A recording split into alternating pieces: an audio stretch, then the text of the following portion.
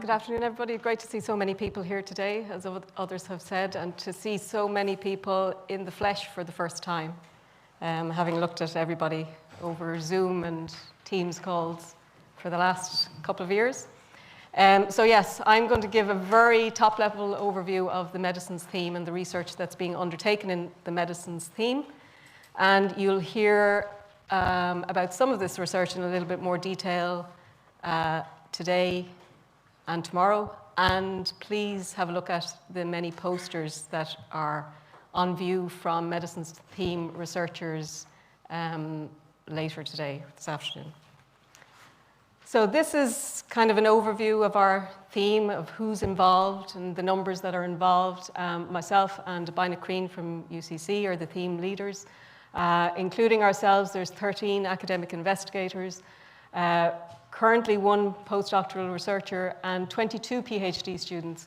And the number of PhD students has really been augmented by the fact that the medicines theme is, as you've heard already, engaged in this CDT, Centre for Doctoral Training in Transformative Pharmaceutical Technologies. So between ourselves in Trinity, our colleagues in UCC and our colleagues in UCD Engineering, we take in 3 additional PhD students every year, 1 in each institution, and we do that, or will be doing that, for 5 years of the SSPC. So that kind of adds to the core cohort of PhD students in this theme. I'm going to touch on just the platform projects that are outlined here on the left bottom quadrant. I'm not going to go into any detail on some of the targeted projects. You'll hear about some specifics of ongoing and forthcoming projects from Lydia later, and you'll hear about some of the industry relevant projects from Bina tomorrow in one of the sessions tomorrow. So this is the first of the platform projects. As I'm sure everybody knows at this stage, poorly water-soluble drugs are an increasing challenge in pharmaceutical drug product development.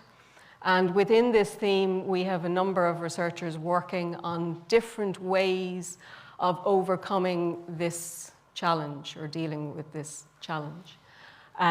So I've highlighted the title of these PhD projects on the left-hand side, the students who are involved and where they're affiliated or registered.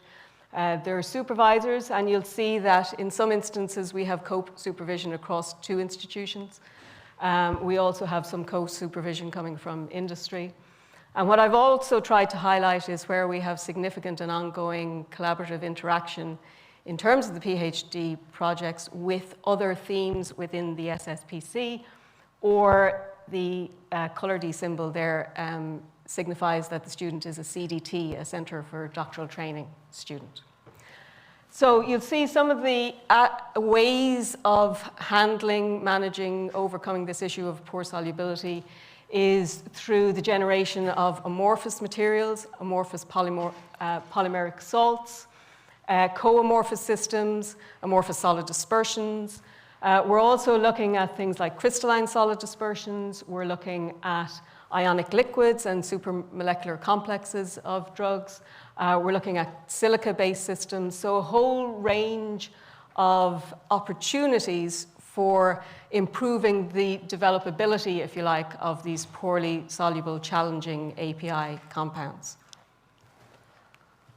The second platform project is, well, it started off really focusing on oral solid dosage forms and small molecules. And so the title originally was Advanced Material Characterization for Solid Dosage Forms with a View to Rational Predictive Formulation Design. But if you look at the project titles now for the PhD students, you see that we have moved and extended the scope of this platform project, and we've moved beyond small molecule. So some of the students are looking at aspects of peptide and protein formulations and characterization of those formulations in the dried state, so for example in the lyophilized state, or indeed in the liquid state. So we're not solely focusing any longer on solid dosage forms. But here we're looking at the characteristics, the solid state characteristics, the stability characteristics, the reconstitution characteristics, and also the performance characteristics in terms of things like dissolution and release characteristics. So again, you'll see the titles of the projects on the left-hand side, PhD students involved, their affiliations, and the supervisors or co-supervisors involved. Some of these students are associated students of the SSPC, so they're funded externally to the SFI core funding grant, but they're very much a part of the theme, and their projects and their research is very much aligned with the overarching focus or scope of the theme. Okay, and the third platform project then, this is flexible manufacturing platforms and formulation approaches for personalized and age-appropriate medicines. So this is where we're moving away from the more, I guess, traditional one-size-fits-all approach to formulation and drug product development. And we're moving towards more of a patient-centric, patient-specific focus. So more perhaps challenging formulations, and perhaps more novel formulation approaches, and a range of different approaches, including, for example, microneedles, aerosol jet printed formulations, nanoparticulate systems, biotherapeutics for prostate cancer, and so on. You'll see at the bottom there, I've indicated one of the associated projects that's being led by a postdoctoral researcher in UCC, Walid, and Walid has been very successful in developing a microneedle approach to drug delivery and has recently got additional funding from Enterprise Ireland to progress that further.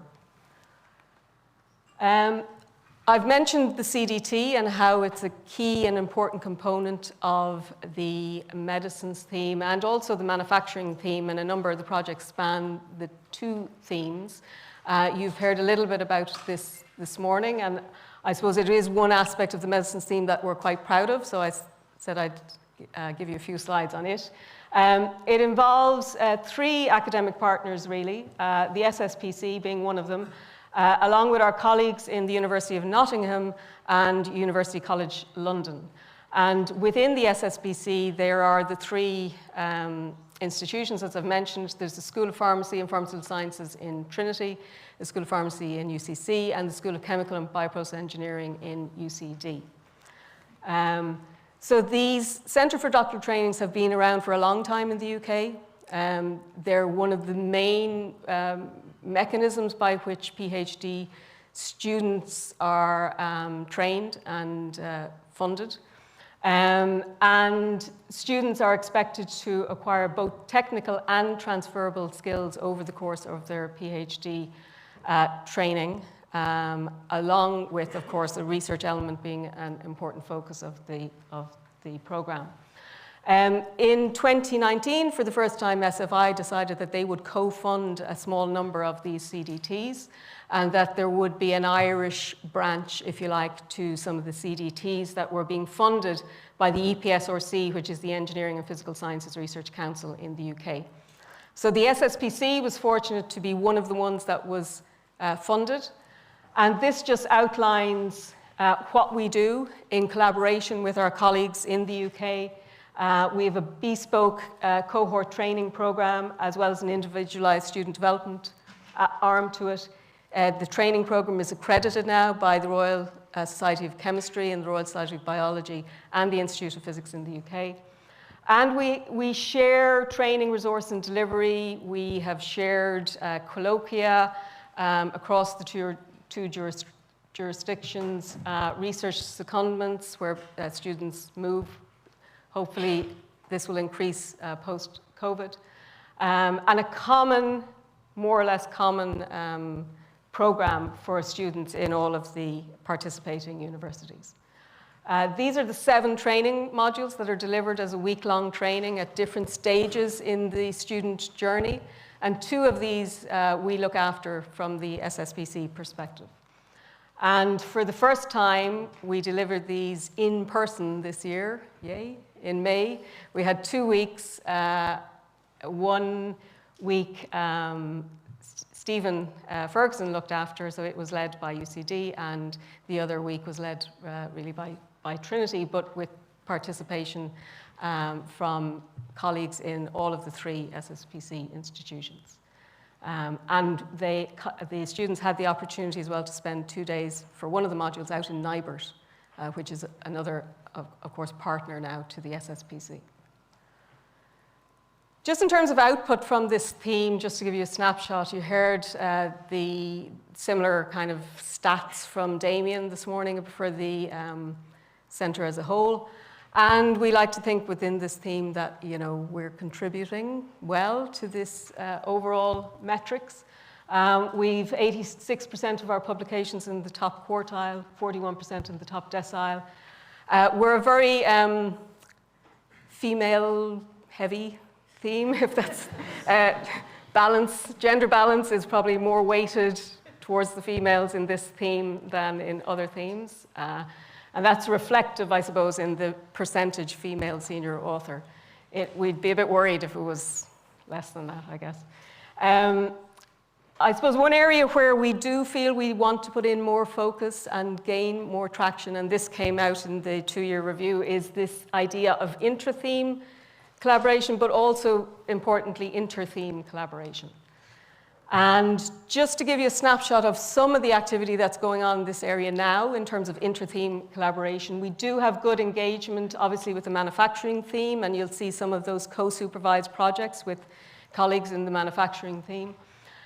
You heard about Long Act Now, which is an interaction, collaboration between medicines and materials. Sarah spoke to that this morning. And we also have, much more recently, since the start of this year, good collaboration with the molecules 2 and 3 themes, which I'll just touch on. So, third last slide, I think. This is just a snapshot of the interaction that we've had, or some of the interaction we've had between the medicines and the manufacturing theme, which started off with Mike Stocker, who's in the audience there, who did his PhD with Stephen Ferguson in UCD, co-supervised by myself, and he probably spent as much time in UCD and Trinity in the course of his PhD. We submitted a patent application on foot of his work, which was on solidification of ionic liquids. He has subsequently completed a successful feasibility fund commercialization grant from Enterprise Ireland, and has also submitted now a proposal for a commercialization fund, so fingers crossed for that.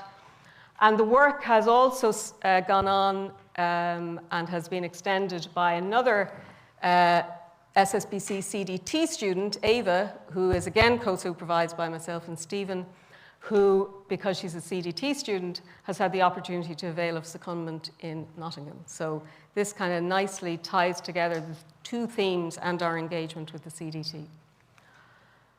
And a more recent collaboration, which has kind of came about just by chance, really, is through a visiting student, Erasmus student from the University of Pisa, Brunella, a very brilliant PhD student, who came to work in my lab in January of this year, and she's here until October. Her group has an interest in drug delivery to the lungs and in using gallium as an antimicrobial. And I realized only when I was looking at the documentation that we put together for the last review that we have colleagues within the SSPC who are working on gallium and novel gallium complexes, and thought this would be a good opportunity to get some collaborative work going. So we have worked successfully with molecules 2 and molecules 3 colleagues, and the idea being that we would develop formulations for targeted drug delivery to the lungs to treat lung infections. And we have a paper hopefully being presented at the Drug Delivery to the Lungs conference in December on foot of that collaboration. Finally then, just some recent good news and success in terms of grant funding. Lydia has been very successful this year. Not only was she quite recently promoted to professor in Trinity, and congratulations to Lydia. But she's also been very successful in terms of acquiring significant grant funding, and you'll hear a little bit more about her work in green pharma after I stop talking. And also congratulations to Anne Moore and Walid Fasil in UCC, both of whom have also been very successful in acquiring grant funding this year. And that's it from me. Thank you all very much.